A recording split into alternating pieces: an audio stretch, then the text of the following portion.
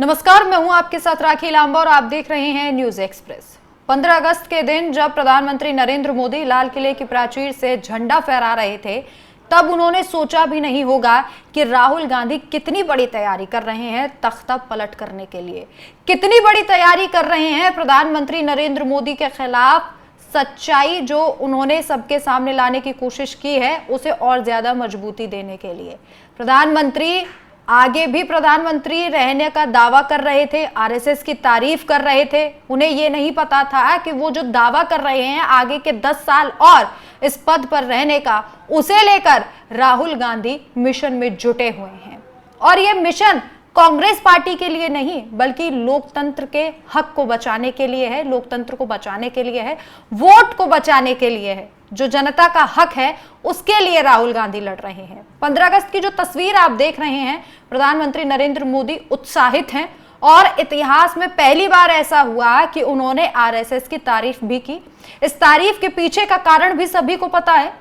सियासी सयाने तो ये तक कह रहे हैं कि प्रधानमंत्री नरेंद्र मोदी ने आरएसएस के सामने अब सरेंडर कर दिया है, क्योंकि आरएसएस ने ऑप्शन दिया था या तो आप सत्ता देखिए या फिर संगठन देखिए। अगर आप सत्ता में रहना चाहते हैं तो संगठन के काम में दखल अंदाजी ना कीजिए। और शायद यही कारण है कि प्रधानमंत्री नरेंद्र मोदी को समझ में आ चुका है कि आप दो नावों में पैर नहीं रख सकते। और जब आपके सामने विपक्ष ऐसा हो, एकजुट हो और राहुल गांधी जैसे नेता हों जो जानते हैं कि जनता के हक को कैसे बचाना है, तो फिर ये थोड़ा मुश्किल हो जाता है कि आप हर बार जनता को मूर्ख बनाते रहो। जो राहुल गांधी ने वोट चोरी के आरोप लगाए, आप वीडियो में भी देख सकते हैं कि पूरे सबूतों के साथ वीडियो जारी की उन्होंने और एक वेबसाइट भी जारी की। अगर आपका वोट चोरी हो रहा है तो आप यहां पर जाके देख सकते हैं। पूरे सबूत उन्होंने जो है वो पेश किए। ये वीडियो इस बात की गवाह बन रही थी कि राहुल गांधी हवा में कुछ बातें नहीं कर रहे, जैसे कि बीजेपी कई दावे हवा में कर देती है। राहुल गांधी चुनाव आयोग की ड्राफ्ट सूची पर ही बात कर रहे हैं, सबूत ही पेश कर रहे हैं और इसके अलावा कोई झूठ नहीं फैला रहे। बीजेपी का कहना है कि राहुल गांधी भ्रम फैला रहे हैं, लेकिन ऐसा नहीं है। चलिए, अब राहुल गांधी ने जब पूरा प्लान तैयार कर लिया तो राहुल गांधी ने कहा अब इसको एग्जीक्यूट करते हैं, इसलिए बिहार के सासाराम पहुंचे। मंच पर उनके साथ लालू प्रसाद यादव दिखाई दिए। मल्लिकार्जुन खड़गे से मुलाकात लालू प्रसाद यादव की होती है, उसके बाद राहुल गांधी उनसे गले मिलते हैं, सभी का अभिवादन स्वीकार करते हैं लालू प्रसाद यादव। ये तस्वीर जो है सोशल मीडिया पर खूब वायरल हुई। अब ये यात्रा बीजेपी के लिए कैसे गले की फांस बन गई है ये समझना भी जरूरी है। वोट चोरी का मुद्दा जो राहुल गांधी उठा रहे हैं उससे तख्ता पलट भी हो सकता है। हरियाणा में एक ऐसा ही उदाहरण देखने को मिला जहां सरपंच चुनाव को लेकर याचिका डाली गई थी और फिर सुप्रीम कोर्ट ने फैसला लिया कि दोबारा से रिकाउंटिंग होगी और ईवीएम की जो है वो गिनती की जाएगी। फैसला ऐसा पलटा कि सरपंच ही पलट गया। तो कहीं ना कहीं ये तो साबित हुआ कि खामियां हैं सिस्टम में।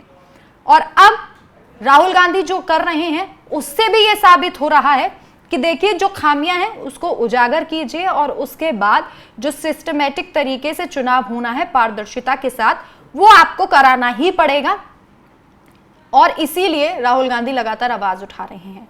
बिहार के सासाराम में वोट चोरी को लेकर यह यात्रा पहली तो प्रधानमंत्री नरेंद्र मोदी और पूरी बीजेपी के लिए ये परेशानी बनाई हुई है कि जो सच छुपाने की कोशिश की जा रही है वो सच सामने आ जाएगा। दूसरा, प्रधानमंत्री नरेंद्र मोदी की कुर्सी जो है वो खतरे में पड़ जाएगी, क्योंकि जो 75+ वाला नियम बीजेपी ने बनाया था कि जो 75 साल के जो मंत्री होंगे, नेता होंगे, उनको रिटायर कर दिया जाएगा। सितंबर में खुद प्रधानमंत्री जो है 75 साल के हो रहे हैं और राहुल गांधी विपक्ष जो पूरा है वो ये सवाल पूछ रहा है। कांग्रेस की तरफ से कई बार इस बात को कहा जा चुका है कि क्या प्रधानमंत्री भी रिटायर होंगे। अरविंद केजरीवाल दिल्ली के पूर्व मुख्यमंत्री और आम आदमी पार्टी के संयोजक, इन्होंने तो विधानसभा चुनाव के दौरान ही कह दिया था कि क्या जो प्रधानमंत्री हैं जब वो 75 साल के हो जाएंगे तो क्या वो अपना पद छोड़ देंगे, क्या ये नियम उनके ऊपर भी लागू होगा। अब ये कहा जाने लगा कि क्या केजरीवाल की भविष्यवाणी सटीक और ठीक साबित होगी। और इसी के साथ साथ अब जो कमी थोड़ी बहुत बची थी वो राहुल गांधी ने अपनी इस यात्रा से पूरी कर दी है। राहुल गांधी की वेबसाइट जो उन्होंने अपनी लॉन्च की वोट चोरी को लेकर, उसे भरपूर समर्थन मिल रहा है। लोग वहां पर जाके लॉगिन कर रहे हैं, चेक कर रहे हैं और इसी वजह से राहुल गांधी की जो बात है वोट चोरी वाली वो और सच्ची साबित हो रही है। वाराणसी में कांग्रेस नेता हैं अजय राय, उन्होंने साफ तौर पर यह कह दिया है कि पीएम प्रधानमंत्री नरेंद्र मोदी जो है वो काशी से सांसद बने थे वोट चोरी के जरिए। ये तमाम वो मुद्दे हैं जो अभी बीजेपी के लिए गले की फांस बने हुए हैं। वहीं लालू प्रसाद यादव का मंच पर पहुंचना और राहुल गांधी से मिलना, ये तमाम वो फैक्टर्स हैं जो अभी बीजेपी को परेशान कर रहे हैं, खासकर प्रधानमंत्री नरेंद्र मोदी को, क्योंकि कुर्सी अब डगमगाने लगी है। इसीलिए कहा जा रहा है कि जो ये वोट अधिकार यात्रा है वो सिर्फ वोट चोरी के मुद्दे पर ही नहीं, बल्कि इसके साथ साथ जो बीजेपी के और भी खामियां हैं उनको भी उजागर करेगी। आपकी क्या राय है? कि आपको भी लगता है कि इस वोट चोरी के मुद्दे से बीजेपी बैकफुट पर आएगी?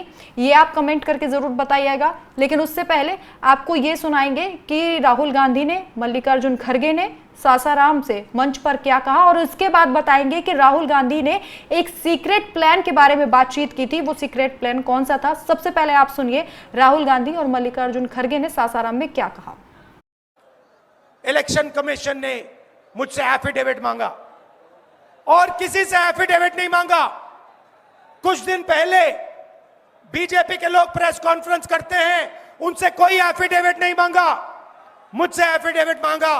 कहते हैं कि आप एफिडेविट दो कि आपने जो हमें कहा, आपने जो डेटा रखा है वो सही है। उन्हीं का डेटा है, उन्हीं के आंकड़े हैं, मुझसे एफिडेविट मांग रहे हैं। हमने उनसे सीसीटीवी जो वीडियोग्राफी है वो मांगी, मना कर दी। वहां पर लाल किले में ठहर कर वो कहते हैं इस देश की सेवा में सबसे ज्यादा अगर देन है, अगर कोशिश है तो आरएसएस का है। उन्होंने कहा आरएसएस 100 साल से देश की सेवा कर रहा है, एक बहुत बड़ा एनजीओ है। ये प्रधानमंत्री मोदी जी लाल किले पे ठहरते बोलते हैं। अरे भाई, ये आरएसएस वाले तो देश के आजादी के खिलाफ थे। इन्होंने तो महात्मा गांधी जी को उनके चेलों से, उनके लोगों से अलग कर दिया। और ऐसे लोग देश की सेवा करते हैं। बोलो कितने लोग तुम्हारे जेल में गए, बोलो तुम्हारे लोग कितने सूरज पे चढ़े, बोलो तुमने लोग कितने स्कूल कॉलेजेस छोड़ के मैदान में आए। आपका एक आदमी भी जेल नहीं गया। बताओ आरएसएस का कौन है? कोई एक नहीं मरा। यहां तक कि ये लोग ब्रिटिशर को एप्लीकेशन देते थे नौकरी के लिए, हमको जेल से बाहर करो देते थे, हमको मत पकड़ो, हम क्या है आपके साथ रहेंगे, ये बोलते थे। ऐसे लोगों की तारीफ अगर मोदी जी लाल किले पे ठहर के बोलते हैं तो उन आजादी की आत्मा जो आजादी के लिए लड़े, लाखों लोग मरे, उनकी आत्मा क्या कह रही। राहुल गांधी ने एक बार अपने सीक्रेट प्लान के बारे में बताया था। आखिर वो प्लान क्या था वो आपको बताते हैं। एनबीटी में एक खबर छपी थी जिसके अनुसार लोकसभा में विपक्ष के नेता और कांग्रेस सांसद राहुल गांधी ने अपने एक सीक्रेट प्लान के बारे में बताया था। उन्होंने मीडिया से बातचीत में कहा था कि कई सीटों पर गड़बड़ हो रही है, ये सब कुछ राष्ट्रीय स्तर पर योजना बनाकर किया जा रहा है। चुनाव आयोग को ये बात पता है और हमें भी पता है। हमारे पास कई सबूत, पहले हमारे पास कोई सबूत नहीं था, लेकिन अब हमारे पास सबूत है। हम संविधान की रक्षा कर रहे हैं और हम इसे करते रहेंगे, हम रुकेंगे नहीं। इसके साथ ही माना जा रहा है कि वोटर लिस्ट मामले में राहुल गांधी आयोग से दो हाथ करने की तैयारी में है। उन्होंने सोशल मीडिया एक्स पर कहा कि वोट चोरी एक व्यक्ति एक वोट के बुनियादी लोकतांत्रिक सिद्धांत पर हमला है। स्वतंत्र और निष्पक्ष चुनावों के लिए साफ सुथरी मतदाता सूची अनिवार्य है। चुनाव आयोग से हमारी मांग है कि पारदर्शिता दिखाए और डिजिटल मतदाता सूची सार्वजनिक करे ताकि जनता और राजनीतिक दल उसका खुद ऑडिट कर सके। आप भी हमारे साथ जुड़कर इस मांग का समर्थन करें। राहुल ने इसके लिए नंबर भी जारी किया इसके अलावा आने वाले दिनों में वो बड़ा प्रदर्शन भी कर सकते हैं, ये भी छापा गया था और वो प्रदर्शन कर रहे हैं। तो आपको क्या लगता है कि राहुल का ये सीक्रेट प्लान काम आया? आप अपनी राय हमें कमेंट करके जरूर बताएं।